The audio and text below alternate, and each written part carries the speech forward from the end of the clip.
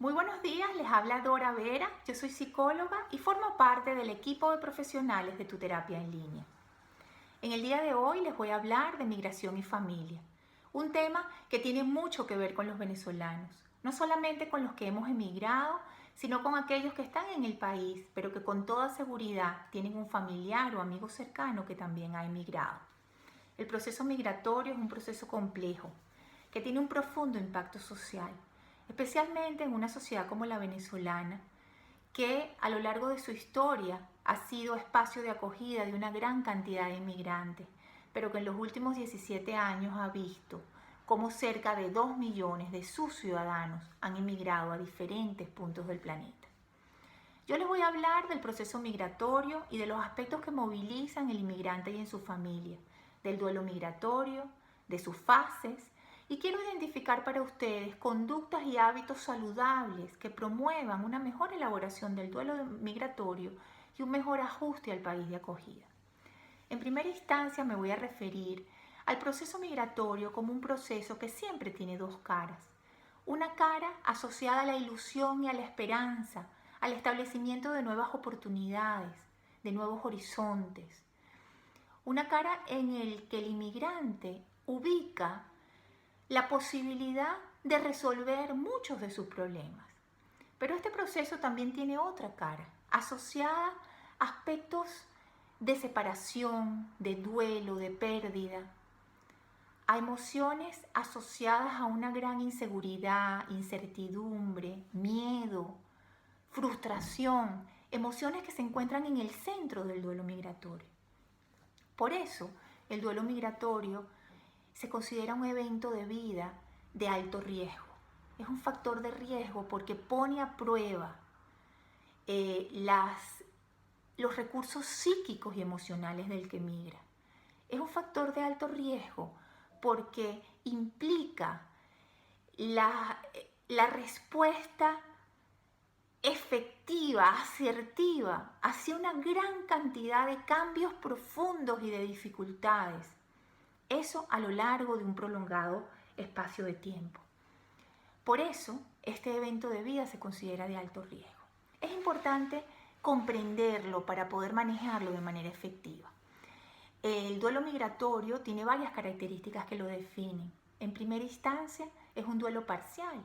Parcial porque se trata de elaborar la separación de la tierra, de la raíz. Es muy profundo, pero es parcial porque el país siempre está allí. Porque el que se va es el inmigrante.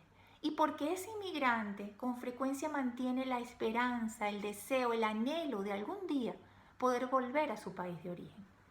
Entonces, su primera característica es que es parcial, no completo. Además, es recurrente. Es un ir y un venir emocional.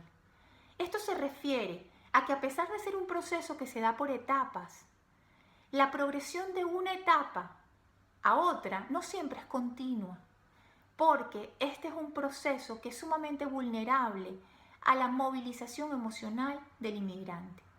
Cualquier información significativa que movilice emocionalmente al inmigrante puede hacer que retroceda en el proceso o que se estanque, que se enquiste en una determinada etapa y no pueda seguir adelante o se le dificulte seguir adelante.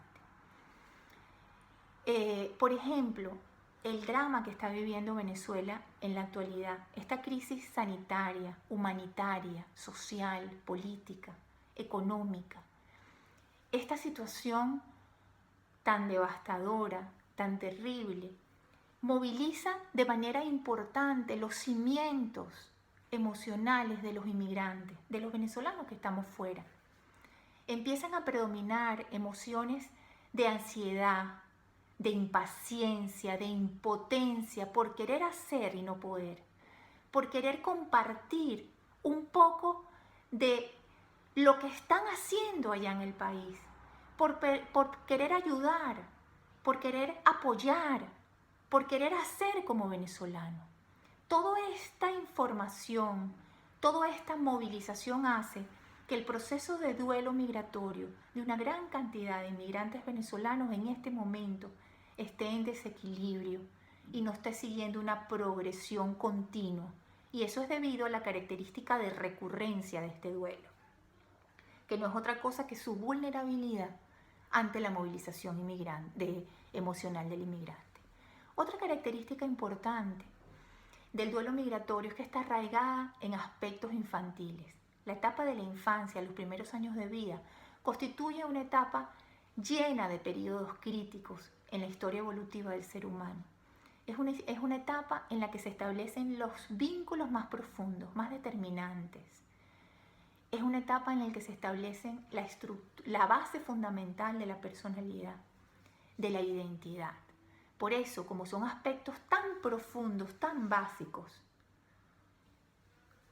constituyen, le imprimen tanta complejidad y profundidad al duelo migratorio, porque el duelo migratorio se refiere a aspectos de este tipo, a estos aspectos tan básicos como tienen que ver cambios relacionados con esos vínculos primarios que se establecían y con esas relaciones y con esa vinculación que se da en el país de origen, en esas primeras etapas.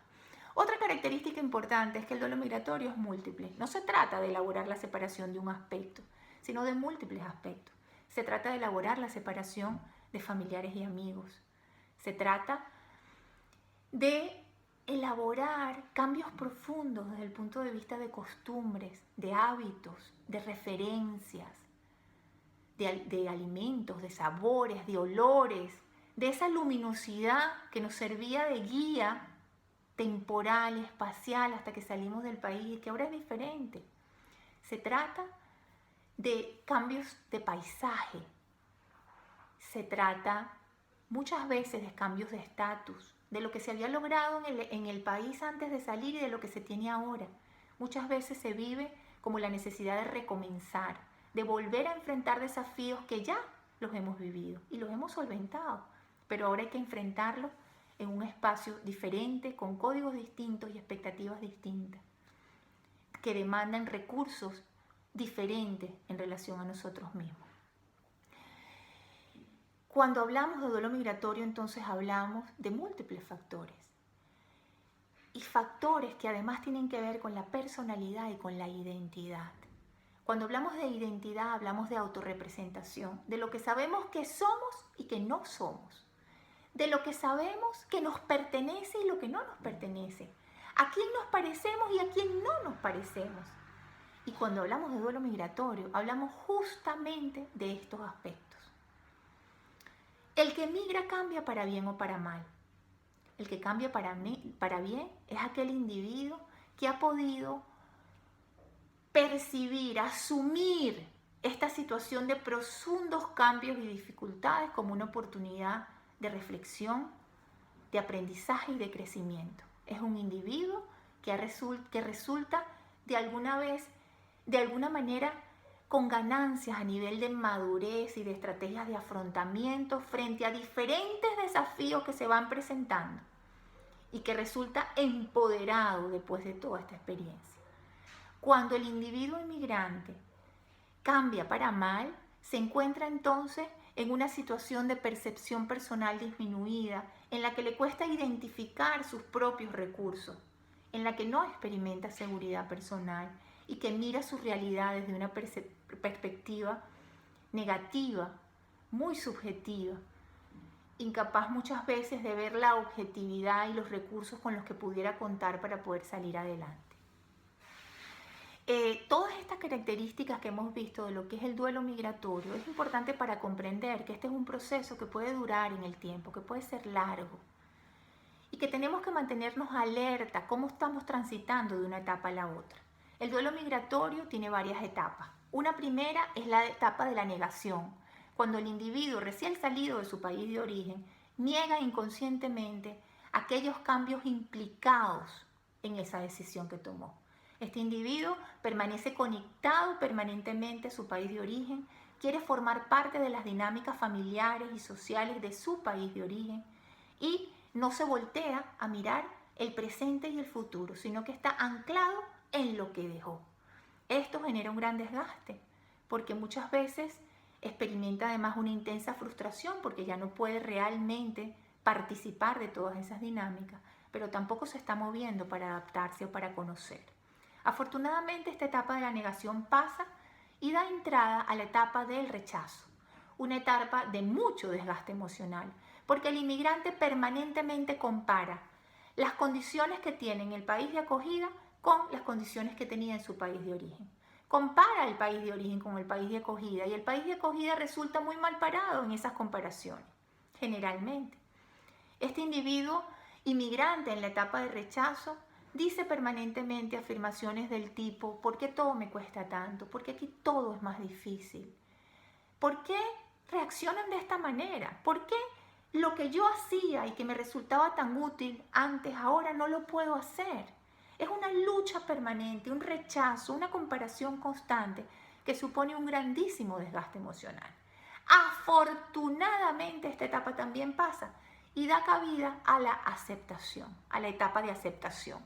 Una etapa donde desde una actitud más respetuosa, desde una actitud de humildad, desde más integridad, el individuo entiende que está en el país de acogida, que dejó su país atrás y que ahora le toca conocer, mirar para poder adaptarse. El inmigrante entiende ahora que es él el que tiene que adaptarse, que no puede pretender que las personas en el país de acogida se adapten. Es el inmigrante el que tiene que adaptarse. Insisto, desde una actitud de aceptación, de respeto y de humildad, para poder avanzar, para poder conocer al otro y para poder vincularse de la manera en que se espera que nos vinculemos. Esta etapa de aceptación tiene la grandísima ganancia de poder explorar, salir, ver con qué se cuenta, a dónde vamos, poder establecernos metas más o menos realistas de hacia dónde vamos y qué queremos hacer. Y da entrada a la etapa de la restitución, una etapa de reconciliación emocional, una etapa de más equilibrio, donde el inmigrante sabe con qué cuenta, ya ha mirado sus propios recursos, ya se ha establecido metas y empieza a movilizar los recursos. Una etapa de reconciliación emocional, porque ahora el inmigrante sí tiene la capacidad de tomar una perspectiva, de identificar con qué cuenta y poder atender de manera adecuada, satisfactoria, nutritiva los vínculos que dejó en su país de origen. Y puede concentrar su energía y su atención en la medida justa a los desafíos y demandas actuales del país de acogida, donde se ha establecido una cantidad de metas que es importante vivir el proceso, esforzarse, trabajar, orientarse al objetivo para poder lograrlo.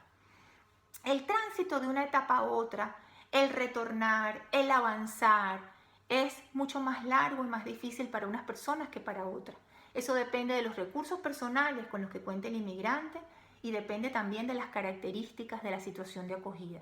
Hay situaciones que son más fáciles, más facilitadoras, más promotoras de bienestar, pero hay situaciones que son sumamente adversas, difíciles y complejas que dificultan muchísimo la adaptación del inmigrante. Entonces es un cúmulo, la interacción de muchas variables lo que va a determinar que se pasen estas etapas más o menos de una manera fluida y que van a permitir la adecuada elaboración del duelo migratorio. Por otra parte, es importante que entendamos que tenemos que estar alertas porque muchas veces se necesita ayuda para hacer este proceso de manera efectiva. Tenemos que estar alertas a señales de, por ejemplo, que nos mantengamos en actitud de llanto fácil, de tristeza prolongada, que empecemos a experimentar cefaleas frecuentes, dolores articulares, contracturas musculares, que nuestro cuerpo esté somatizando nuestro malestar emocional. Cuando eso pasa, cuando empezamos a percibir, a sentir todas estas dolencias que no son propias de nuestra edad, que no las teníamos antes y que las empezamos a presentar de manera frecuente, es importante detenernos y mirarnos, porque puede ser una alerta que nos está haciendo nuestro cuerpo. Oye, no estoy pudiendo, ayúdame. También es importante mirar a nuestro alrededor, a personas como nosotros que están viviendo este proceso. Ver cuál es su velocidad de procesamiento de todo esto. Escucharla, Si alguna nos dice, oye, ¿qué te pasa? Te veo triste, te veo irritable, te veo negativo, incapaz de identificar aspectos positivos dentro de todo esto. Si ese es el caso, detente y busca ayuda.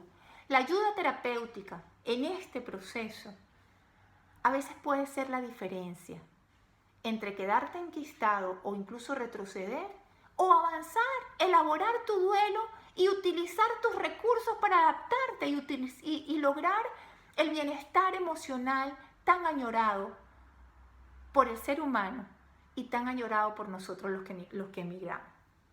Ahora quisiera identificar para ustedes lo de las conductas y los hábitos saludables que se sabe son favorables en este proceso.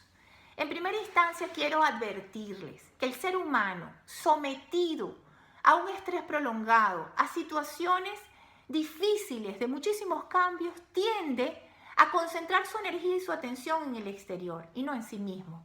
Tiende a apagar fuegos permanentemente, tiende a resolver lo inmediato y eso hace que reste atención a su interior, a su situación, a su estado físico y emocional. Y es lo que primero tengo que pedirle. Estén alertas de no cometer este error. Es muy importante que en estas situaciones tan complejas se concentren en hábitos de autocuidado. Tienen que establecer rutinas de autocuidado físico, emocional, espiritual. Eso es lo que va a garantizar que puedan mantenerse efectivos, proactivos con ustedes mismos, con el logro de sus objetivos y en la contención emocional de su grupo familiar, que si tienen la dicha de compartir con ellos este proceso y no haberse separado también de ellos, si tienen la dicha de estar viviendo con ellos, con su apoyo, con su vínculo, con su compañía, todo este proceso tan difícil, aprovechenla. Ellos van a necesitar mucho de ustedes también. Sus hijos necesitan de ustedes, necesitan que los contengan, pero para poder contenerlos de manera efectiva tienen que haberse cuidado ustedes. Solo desde la salud emocional se puede contener adecuadamente desde el punto de vista emocional. Entonces, hay rutinas claras que favorecen el autocuidado, rutinas de autocuidado físico, mental, psíquico y espiritual. Las rutinas de autocuidado físico están relacionadas con una dieta balanceada, equilibrada, ejercicio físico regular. Garanticen el ejercicio físico regular. No solamente los ayuda para mantenerse en forma, sino que hay toda una variedad de hormonas relacionadas al optimismo y a la felicidad que se liberan con el ejercicio físico. Pónganlo como prioridad en su vida. Garanticen el ejercicio físico regular. La ansiedad se maneja muchísimo mejor cuando se hace ejercicio físico regular. Y garanticen horas de sueño correctas, adecuadas. Se recomiendan entre 7 y 9 horas de sueño diario. Los patrones de sueño son fundamentales. Un cerebro descansado es mucho más eficiente para mirar en perspectiva, para identificar situaciones, para tomar decisiones y para ayudar a movilizar recursos en la consecución de los objetivos. Entonces, dieta equilibrada, ejercicio físico regular y garantizar patrones de sueño correctos. Por otra parte, el autocuidado emocional, mental, tiene que ver con la satisfacción de las necesidades emocionales.